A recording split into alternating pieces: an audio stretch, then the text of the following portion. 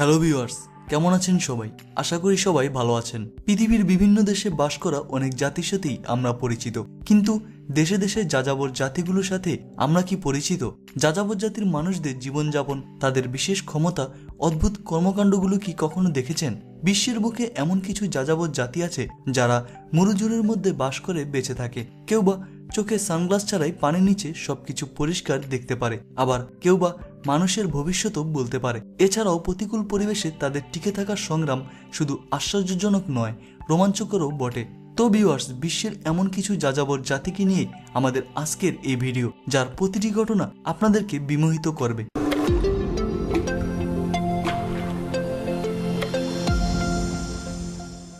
বেদুইন।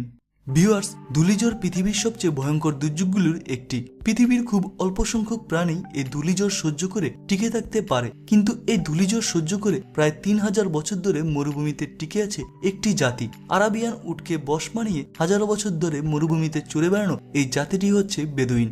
বেদুইন ইতিহাসের সবচেয়ে আলোচিত যাযাবর জাতি। আরবের অনেক রূপকথা ও গল্প কবিতার উৎস এই যাযাবর জাতিটি। পরিধেয় বস্ত্র হিসেবে বেদুইনরা গায়ে পশমের জুব্বা ও মাথায় পাগড়ি পরে। বেদুইনদের জীবনযাত্রা খুবই সাদাসিধে। তারা খেজুর, উটের দুধ ও মাংস খেয়ে সন্তুষ্ট থাকে। বেদুইনরা দিনের একটা বড় সময় জুড়ে কফি পান করে। মরুভূমির ভেতর চিত্ত বিনোদনের তেমন কোনো ব্যবস্থা না থাকায় কফি পান করা তাদের জন্য বিনোদনের একটা উৎসও বটে। বেদুইন সংস্কৃতিতে কেউ অতিথি হিসেবে এলে তাকে কফি ও খেজুর পরিবেশন করে স্বাগত জানানো হয়। বেদুইনরা সর্বদাই মরুভূমির জাহাজ হিসেবে খ্যাত উটে চড়ে বেড়ান। মরুভূমির নারী নক্ষত্র সম্পর্কে তারা অবগত। হাজার বছর ধরে এই দক্ষতা বেদুইনদের রক্তে মিশে গেছে। এজন্যই ইহুদি রাষ্ট্র ইসরায়েল তাদের সীমান্ত পাহারার দায়িত্বে মুসলিম বেদুইনদের রেখেছে। ইসরায়েলের সেনাবাহিনীতে বেদুইন ট্র্যাকিং ইউনিট নামে একটি শাখায় আরব বেদুইনরা বহু বছর ধরে মিলিটারি সার্ভিস দিয়ে আসছে। বর্তমানে বেদুইনদের অনেকেই তাদের অঞ্চলে ঘুরতে আসা ট্যুরিস্টদের গাইড হিসেবে কাজ করে। এরা ট্যুরিস্টদের মরুভূমির মধ্যে পথ দেখিয়ে নিয়ে যেতে এবং নিরাপত্তা দিতে বেশ দক্ষ। মরুভূমিতে রাতে অগ্নিকুণ্ডের চারদিকে বসে গল্পে মেতে ওঠা বেদুইনদের ঐতিহ্য। বেদুইনদের বৈচিত্র্যময় জীবনযাপন মধ্যপ্রাচ্যের পর্যটন শিল্পের অন্যতম প্রধান আকর্ষণ।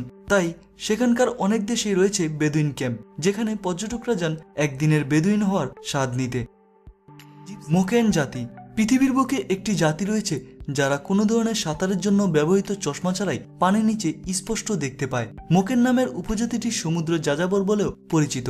আন্দামান সাগরের দ্বীপপুঞ্জ এবং থাইল্যান্ডের পশ্চিম উপকূলে বাস করা এক বেদে সম্প্রদায় এরা। এদের জীবনের বেশিরভাগ সময় কাটে সমুদ্রে। এদের শিশুরাও দিনের বেশিরভাগ সময় সমুদ্রের তলদেশে ঘুরে বেড়ায় খাবারের সন্ধানে। সেখানে তারা মাছ এবং নানা ধরনের সামুদ্রিক প্রাণী শিকার করে। আমরা যখন পানির নিচে তাকাই তখন সবকিছু ঘোলা দেখতে পাই, কিন্তু মোকেন উপজাতির শিশুরা জলের তলায় পরিষ্কার দেখতে পায়। একটি সাধারণ শিশুর চেয়ে একটি মোকেন শিশুর পানির নিচে দেখতে পাওয়ার ক্ষমতা দ্বিগুণ। যেখানে সাগরের নোনা পানির সাঁতার কাটলে অল্প সময়ের মধ্যেই যে কোনো শিশুর চোখ লাল হয়ে যায়, সেখানে মোকেন শিশুদের তেমন কোনো সমস্যাই হয় না। তারা কোনো প্রকার চোখ লাল করা ছাড়াই অন্তত 30 বার জলের গভীরে সাঁতার কাটতে সক্ষম।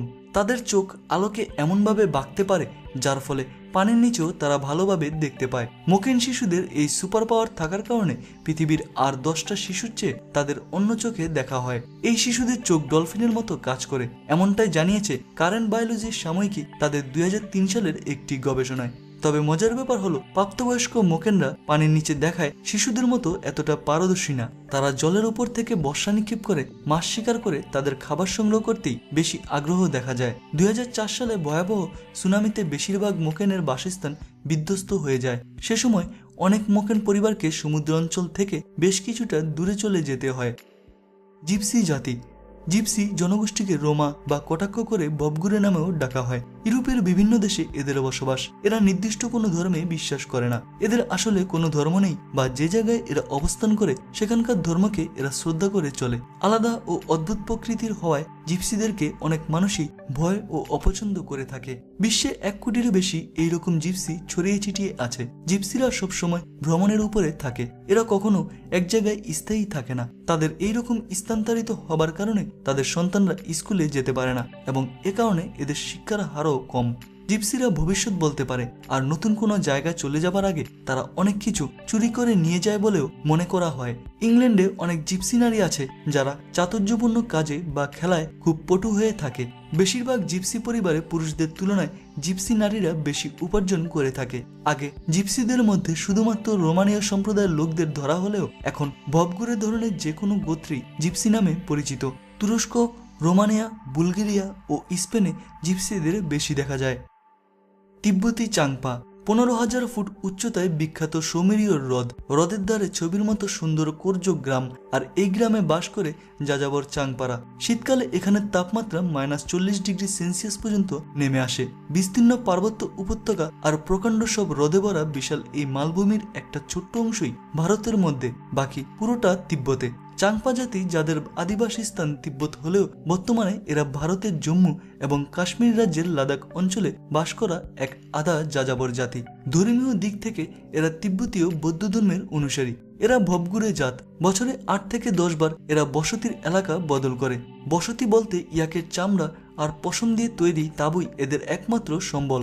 অপদেবতার হাত থেকে রক্ষা পেতে চাংপারা প্রতিটি তাঁবুর মাঝখানে একগোছা ইয়াকের পশম ঝুলিয়ে রাখে, আর অচেনা মানুষ ও রাতে তুষার চিতার হাত থেকে রক্ষা পেতে কুকুর পুষে থাকে। প্রত্যেক কুকুরের গলায় শক্ত আর চওড়া কাটা লাগানো বেল্ট থাকে, যাতে তুষার চিতারা এদের গলা কামড়ে ধরে মেরে ফেলতে না পারে।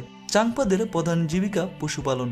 সুবিশাল পর্বতের বিস্তীর্ণ অঞ্চল জুড়ে চাংপা পশুপালকদের কাছে পোষা চমড়ি গাই জীবনের একমাত্র অবলম্বন, আর তার পশম বনে কাপড় সেলাই করে, যা যাযাবর মানুষদের চরম শীত ও হিমশীতল বাতাস থেকে রক্ষা করে। এর পাশাপাশি মাংস, পশম আর দুধ মাখন বিক্রি করে বেঁচে থাকার যাবতীয় সরঞ্জাম জোগাড় করেন। 2001 সালে চাংপাদের ভারতের সংবিধানে উপজাতির মর্যাদা দেওয়া হয়। তো বন্ধুরা, কেমন লেগেছে আমাদের আজকের ভিডিওটি কমেন্ট বক্সে কমেন্ট করে জানিয়ে দিতে ভুলবেন না। ভিডিওটি ভালো লেগে থাকলে ও এরকম আরো নতুন নতুন ভিডিও পেতে আপনাদের অনুরোধ করব আমাদের চ্যানেলটি সাবস্ক্রাইব করার জন্য। ভালো থাকুন, সুস্থ থাকুন।